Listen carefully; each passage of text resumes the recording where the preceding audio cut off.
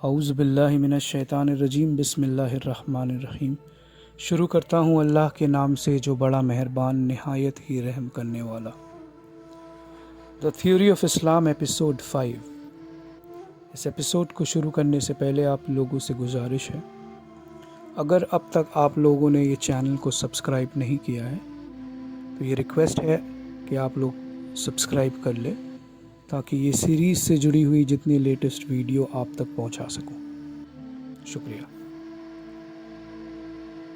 اور اس کساوٹ زہر اندھیری کے قیمتی شے یعنی پرت کے بیچ ایک قیمتی اور جام بخش شے ہے جسے لائٹ یا روشنی میں تبدیل دیا جا سکتا ہے، اور وہ روشنی جس کا اثر و تاثیر ٹھنڈا ہوگا، لیکن وہ تبدیل کیا ہوا روشنی لائٹ گاڈ کے پاور کے ساتھ رہنے کی چیز بنی، تو گاڈ اس نعمت کو جب اپنی پاور میں شامل کرنا پسند فرمایا، تب گاڈ یعنی گاڈ کی پاور میں جلال آیا، یعنی اپنی پاور میں حرکت دیا، اور گاڈ جلال میں آ کر بھڑکنا شروع کیا۔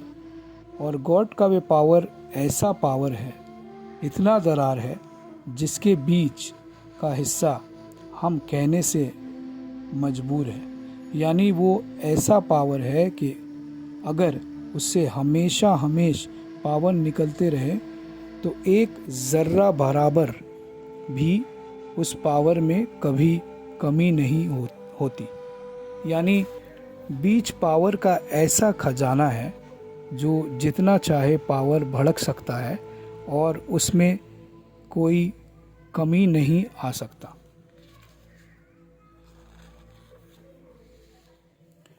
گاڈ اس لیے کہ ہمیشہ قائم ذات ہے، تو جب وہ پاور بھڑکنا شروع ہوا تو بے مثال ستارے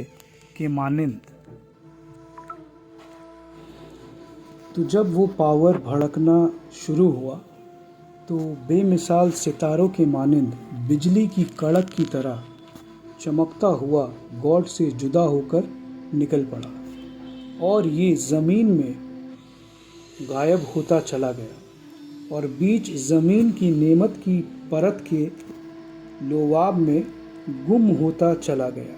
اس لیے اسلام میں گاڈ فرمایا ہے کہ تاروں کی قسم جب وہ غائب ہونے لگے، یہ اس وقت کی بات ہے۔ اس دنیا میں جو ستارے دیکھتے ہیں اور جیسا دکھائی دے رہا ہے، حقیقت وہ کتنا چھوٹا اور بڑا ہے اس کا کوئی مطلب نہیں، صرف مثال دیا جا رہا ہے۔ جیسا ہم اس دنیا کے ستاروں کو دیکھتے ہیں کہ کتنا بڑا نظر آ رہا ہے، ٹھیک اس وقت روح بھڑکی یعنی گاڈ سے جو جدا ہو رہا تھا، ٹھیک وہ ستارے کے مانند وہ جدا ہو رہا تھا۔ جتنا ہم دنیا سے دیکھ رہے ہیں ستاروں کو، یا مذہب میں جو چاند کے ساتھ ستارہ بناتے ہیں، تو 5 شاخیں اس کی ہوتی ہیں۔ اوپری والی شاخ کو ذرا سر کے جیسا موٹا کر دیا جائے تو انسان کا شاخہ بالکل کھڑا ہو جائے گی۔ روح جب جدا ہوا تو اسی شکل کا جدا ہوا، اور مٹی کا ڈھانچہ اسی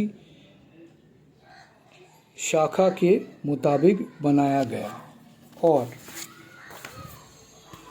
آگے جو بات لکھا گیا ہے نعمت کے بارے میں، جتنی جاندار چیزیں دنیا میں کھاتے پیتے ہیں وہ ہر شے اس دنیا کا ہے، اور دین کا ایک روح ہے، اس کے علاوہ دین ہے، اس کے علاوہ کوئی چیز نہیں ہے۔ لیکن حقیقت میں اس وقت گاڈ سے ہر طرح پاور چھوٹا بڑا بھڑکنے سے نکلتا، وہی گاڈ سے نکلتا ہوا ستاروں نما وہ پرت دراصل روح یعنی آتما تھا، اور جس طرح ستاروں کی گنتی کا حساب نہیں ملتی، ٹھیک بھڑکی ہوئی یہ پاور یعنی سول کا بھی حساب نہیں ملتی کہ کتنا پاور کے شکل میں نکلا۔ نہ یہ گننے کی چیز ہے، نہ گنا جا سکتا ہے۔ جو پاور نکلا اسی کو مذہب میں روح، آتما یا سول کہتے ہیں۔ اس لیے مذہب اسلام میں گاڈ فرمایا ہے کہ ہم نے زمین میں تمہارا ٹھکانہ بنایا اور اس میں تمہارے لیے سامان مہیا کر دیا۔ یہ بات اپنی پاور کو گاڈ کہہ رہے ہیں۔ جب زمین کے اندر روح، وہ پاور گاڈ کا داخل ہوا تو ٹھنڈک ملتے ہی بےتاب ہو کر اس کے لعاب کو چوسنے لگا، کیونکہ وہ پاور یعنی روح گرم زندگی تھا۔ اس لیے ٹھنڈک پاتے ہی ہزار جان سے فریبتا ہو کر اس کو لعاب ٹھنڈک میں کھو گیا اور زمین کی اس نعمت کی زندگی کو جو ٹھنڈی اور بے حد ٹھنڈی تھی، اسے سبھی ملا، اسے گرمی ملا، تو وہ بھی بے قرار اس پاور کو دبوچ لیا اور ایک دوسرے میں سما گیا اور ایک دوسرے میں لپٹ گیا، جس کو اسلام کی کتاب میں ایشور فرماتا ہے کہ ہم نے آسمان اور زمین کو حکمت کے ساتھ پیدا کیا۔ وہی رات کو دن پر لپیٹتا ہے اور دن کو رات پر لپیٹتا ہے۔ گاڈ نے جس طرح زمین کو بنایا اور اس کے اندر روح داخل کیا،